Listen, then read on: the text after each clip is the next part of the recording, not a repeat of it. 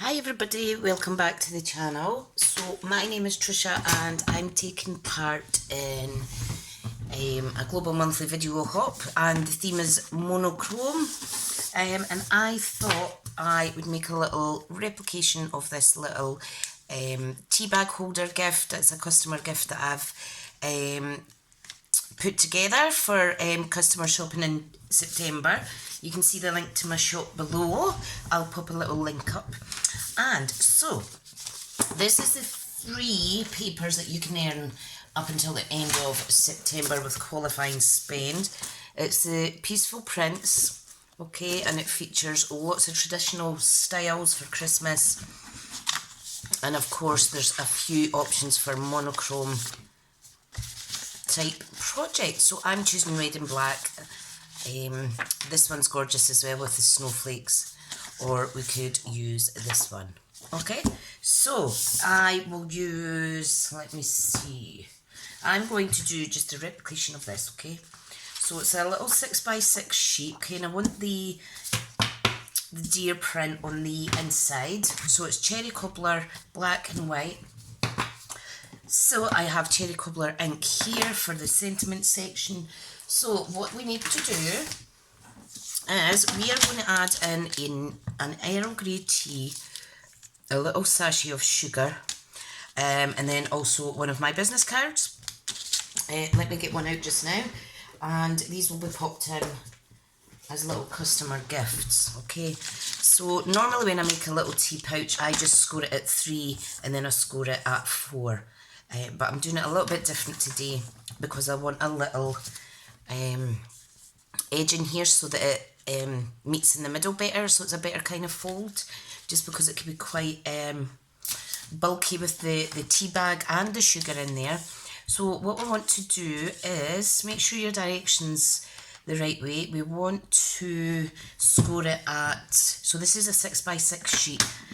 We score it at 2 7/8 and then 3 1/8, and that is going to give us a 1/4 of an inch spine in the middle. Okay, so then we flip it once and I'm going to score it at 4. So if your tea bags were taller, you could amend it as you wish. And that is all you need to do. So that's all we need to do in terms of scoring. What I'm going to do now is, you can see we don't need this section here. Okay, that small rectangle. This is a really super quick project. Okay, and then if we fold and burnish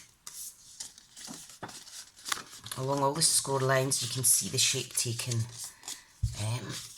You can see that the edging taking shape there. Okay, these 2 bits here, you could almost do the same down the bottom as well, but I'm just keeping it like this. Keep it simple. Okay, and then that will fold shut like so. Sometimes you can get a little bit overlapping.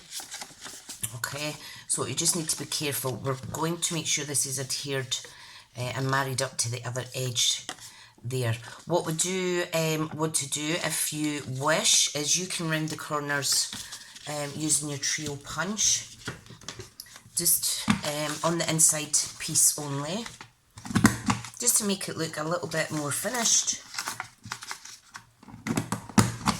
like so. This is a great punch. If you don't have that in your collection, you really should. Okay, so that is it as it is. Now we're ready to add some tear and tape, which we go up to the first score line with.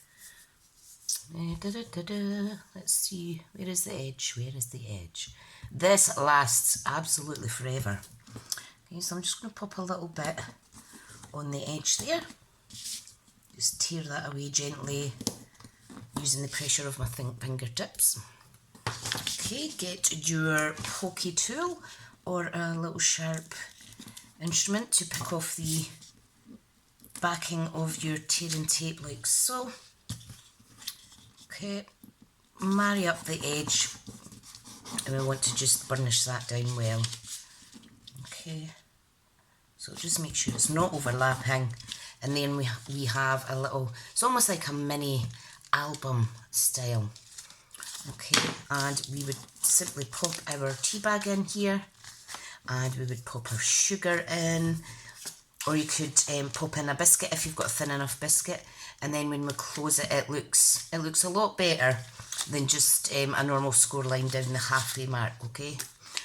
Right, so what I decided to do was in the middle, if you've got a little circle punch, this is a retired 1/2 inch punch. I just think it closes better when you add your ribbon if you punch out a little half moon, like so. Okay, so when we open it up, you can see where the ribbon goes. Okay, so what we do to add the ribbon is we will now add some more tearing tape, and we're going to add a little bit on each side. Now this is quite good, this paper, because you can almost line it up on the same line, so it's a little easier. You may want to use a ruler if oh, hang on. You may want to use a ruler if you're using a different patterned paper, okay? So I now want to get some monochrome type ribbon, however long you want it. I don't want it too long, I'm just doing a very simple tie, okay? So what we want to do is remove the backing tape from our tearing tape, okay, and you want to centre this as much as possible, and then simply pop it down like so, and you can see it's rather straight, and then it's just going to be a really simple tie on the corner here. So if we leave it open, we're going to add a sentiment section to the front.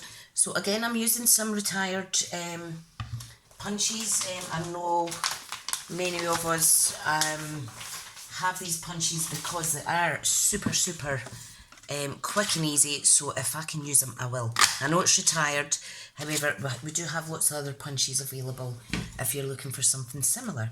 So that was a 2 1/4 inch. Now I am going for a 2 inch circle. If you have the layering circles as well, it might be a good idea to use those. Hang on to get some white card. Okay. So I'm just going to pop that out, and I'm going to stamp on it in the first instance. So the stamp set I've chosen to use today is actually the Celebration Host set. It is really gorgeous, and I'm going to use this Be Who You Were Born to Be sentiment. I think it's absolutely fab. So that's it there. It fits perfectly in our circle. I have no problem with punching and then stamping, but I know many of you guys like to stamp and then punch out or die cut out. But look how gorgeous that font is. And I love it in Cherry Cobbler. I haven't used Cherry Cobbler in a little while. So I'm just going to clean it off in my Simply Chamois, which I put through the washing machine on a little rinse to clean it off, so that's all nice and ready to be used, you see. Right, so I'm just going to pop that back in there. Beautiful, beautiful sentiment, so folks. Really beautiful in this one. So glad that I got it. Okay, so very simply, there's lots of ways that you can do these little gift holders. You can actually tuck the ribbon in between these layers if you want. There's so much that you can do. I'm keeping this simple today because I am going to be batch making them. So I don't want to give myself too much extra work than needs be. Okay, so I'm just popping some dimensionals on now. I'm going to place this as centred as I can, like so. Isn't that cute? Love it. Okay, I'm going to insert my goodies. So we've got the tea bag, we've got my little business card, we've got a little sugar sachet, and all I'm going to do, because like I say, because I'm making a few of these, I am only going to keep it to a little tie like so, okay, because I don't want to use all of the ribbon. I want to make sure I have enough for each of the projects. So that is the project today. Very simple, very monotone, red and black mainly, and yeah, I hope that you can have a go at that. Yeah.